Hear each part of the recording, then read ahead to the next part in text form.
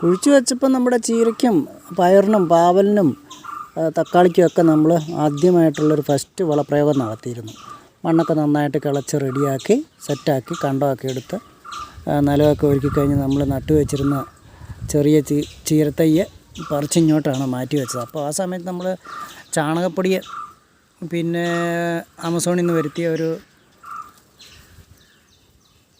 വളമുണ്ടായിരുന്നു, ആ ജൈവവളം അതൊക്കെ ഇട്ട് കൊടുത്തായിരുന്നു അന്ന് വെച്ചിരുന്നത്. പിന്നെ ചെറിയ തോതിൽ ചാരം ഇട്ട് കൊടുത്തിരുന്നു സൈഡിൽ കൂടെ ദൂരെ. അപ്പോൾ അങ്ങനെ കുറേ കാര്യങ്ങൾ ആദ്യം നമ്മൾ ചെയ്തു കൊടുത്തു. ഇപ്പം ഇതിലെല്ലാം പൂവും കായും എല്ലാം ഇട്ട് തുടങ്ങിയിട്ടുണ്ട്.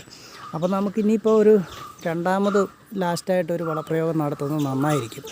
കാരണം കുറച്ചും കൂടി കായൊക്കെ ഇട്ടതുകൊണ്ട് കായൊക്കെ പെട്ടെന്ന് ഉണ്ടാകാൻ വേണ്ടി കുറച്ച് വളം കൂടെ ഇപ്പോൾ ഇട്ട് കൊടുക്കുന്നത് നന്നായിരിക്കും. നമ്മുടെ തക്കാളിയിലാണെങ്കിൽ തന്നെ കായൊക്കെ ഇട്ടിട്ടുണ്ട്, 6 കായ ഇട്ടിട്ടുണ്ട്. അങ്ങനെ 2 ചോടുണ്ട്. ഇതൊരു സാധാരണ പണ്ടത്തെ ആ ചെറിയൊരു സ്മെല്ലുള്ള തക്കാളി അല്ല, ഇപ്പം നമുക്ക് കടയിൽ നിന്നൊക്കെ കിട്ടുന്ന ഒരു തക്കാളിപ്പഴത്തിൻ്റെ ആണെന്ന് തോന്നുന്നു. അപ്പം നമുക്കൊരു ചെറിയ വളപ്രയോഗമൊക്കെ നടത്തി നോക്കാം.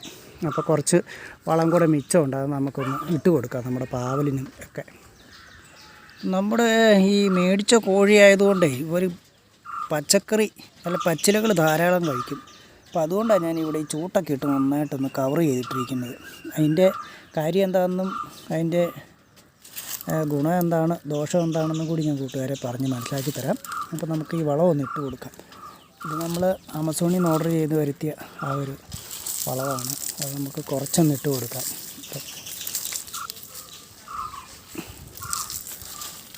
ലാസ്റ്റ് വളപ്രയോഗമാണ്.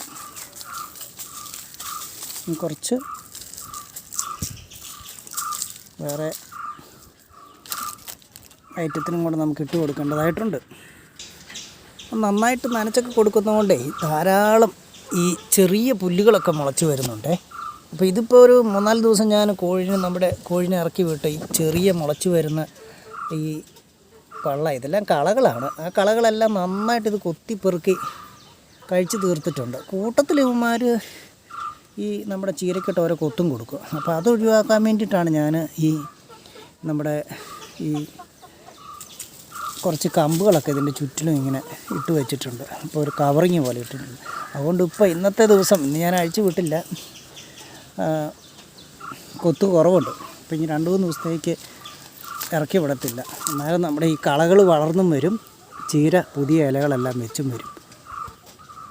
നമ്മൾ പൊടിയായിട്ടുള്ള ആ വളം ഇട്ട് കൊടുത്താലേ അപ്പോൾ കുറച്ച് വെള്ളം കൂടെ തളിച്ച് കൊടുക്കാം. അപ്പോൾ നന്നായിട്ട് അങ്ങ് ലയിച്ച് വെക്കോളും. ഇങ്ങനെ ഒന്ന് തളിച്ച് കൊടുത്താൽ മതി. അപ്പോൾ ഇവിടെ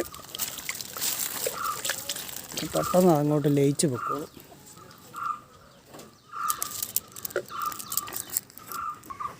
അപ്പോൾ നമ്മൾ ഈ കുഴിച്ച് വെച്ച ചീരയിൽ നിന്ന് ഇപ്പോൾ 10 തവണ നമ്മൾ കട്ട് ചെയ്തിട്ടുണ്ട്. അപ്പോൾ ഈ 10 തവണ കട്ട് എടുത്തപ്പോൾ ഓരോ തവണയും കട്ട് ചെയ്തെടുത്തതിൻ്റെ ആദ്യത്തെ ചൂട് ഇവിടെ ഉണ്ടാകും. അപ്പം നമ്മളിത് കുഴിച്ച് വെക്കുമ്പോൾ ഇങ്ങനെ ബൾക്കായിട്ട് ഒരു 4-5 ചെറിയ തൈകളാണല്ലോ എടുത്ത് കുഴിച്ച് വെക്കുന്നത്. അപ്പോൾ അതിനകത്ത് ഏതാ പിടിക്കുന്നതെന്ന് നമുക്കറിയത്തില്ലാത്തതുകൊണ്ട് നമ്മൾ ഒരു 4-5 എണ്ണം ഒരുമിച്ചാണ് ഓരോ ചോട്ടിലും കുഴിച്ച് വെക്കുന്നത്.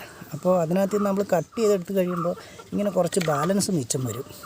ഈ ബാലൻസ് നമുക്ക് നമ്മുടെ കോഴിമക്കൾക്ക് കൊടുക്കാം. ചെറുതായിട്ട് അഴിഞ്ഞ് തീറ്റയ്ക്കകത്തേക്ക് ആഡ് ചെയ്ത് കൊടുത്താൽ മതി. അപ്പോൾ രാവിലെ അവർക്ക് അതൊരു ഫുഡും ആകും. അപ്പം നമുക്കത് വേസ്റ്റായി പോകത്തില്ല. ഇനി ഇത്തേൽ വേറെ മുളച്ച് വരത്തില്ല. ഇതിൻ്റെ ചോട്ടിൽ നിൽക്കുന്ന വേറെ ചോടുകൾ മാത്രമേ മുളച്ച് വരുള്ളൂ. അപ്പോൾ അങ്ങനെ ഒരു ബെനിഫിറ്റും ഉണ്ട്.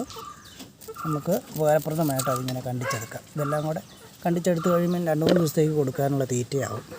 അപ്പോൾ പ്രിയപ്പെട്ട കൂട്ടുകാരുടെ അഭിപ്രായങ്ങളും കമൻറ്റുകളൊക്കെ രേഖപ്പെടുത്താൻ മറക്കല്ലേ. നമ്മുടെ ഈ വീഡിയോയെക്കുറിച്ചുള്ള നമ്മുടെ ചെറിയ കോഴി വളർത്തലിൻ്റെ ടിപ്പുകളെക്കുറിച്ചുള്ള അറിവുകളൊക്കെ ഒന്ന് കൂട്ടുകാർക്ക് ഇഷ്ടമായ ഷെയർ ചെയ്യണം. നിങ്ങളുടെ അഭിപ്രായങ്ങളൊക്കെ താഴെ കമൻറ്റായിട്ട് രേഖപ്പെടുത്തണം.